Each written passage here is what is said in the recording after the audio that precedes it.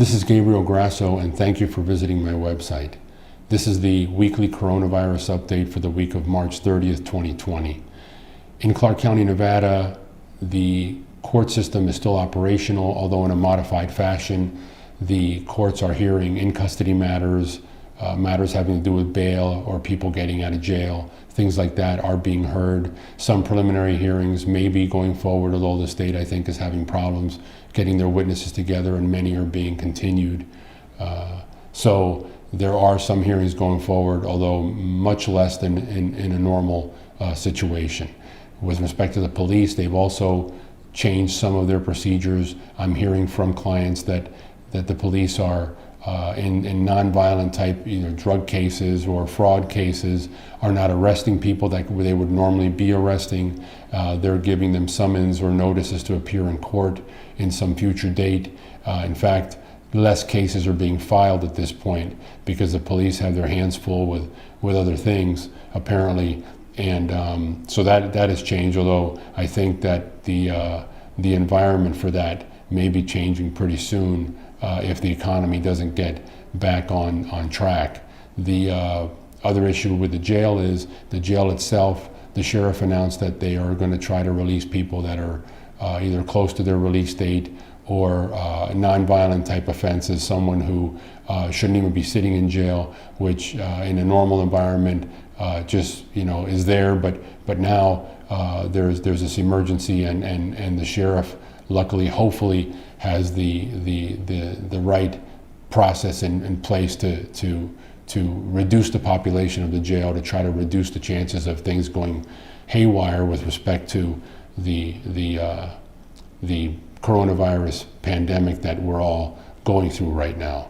The issue with trials, because they are very people intensive. When a jury's picked, there's 40 to 50 people in a courtroom, shoulder to shoulder, sitting in the seats, waiting to talk during the jury selection, and that obviously can't take place. So Clark County has postponed the trials for at least 60 days, which will also obviously have an effect on trials behind those. So that's going to have to be sorted out in the future, but trials are not taking place right now. The other thing that's happening is many clients are calling my office requesting motions be filed for their release from jail or prison. This is something that's very possible. I'm going to have another video to talk about this process.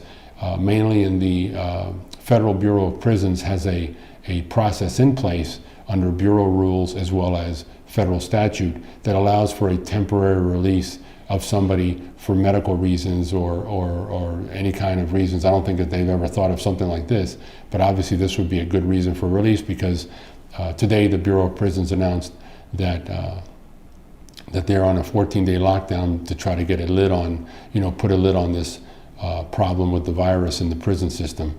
I think it's only going to get worse, and they're going to have real problems with people getting sick if they don't do something to reduce the population of the prisons around the country. With respect to this office, as I stated in my last video, we have transitioned to meeting clients either online or by the phone.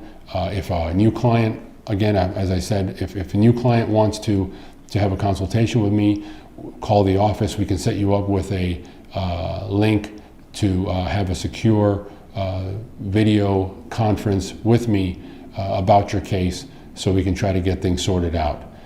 With existing clients, just call the office and we'll deal with your situation as we've always done. All I can say is this is going to get worse before it gets better. I really don't see any light at the end of the tunnel anytime soon. So please practice social distancing, take care of yourself, be careful, wash your hands, try not to touch things that are not inside your house, and stay safe, and hopefully soon we can all go back to, I guess, a new normal. Thanks.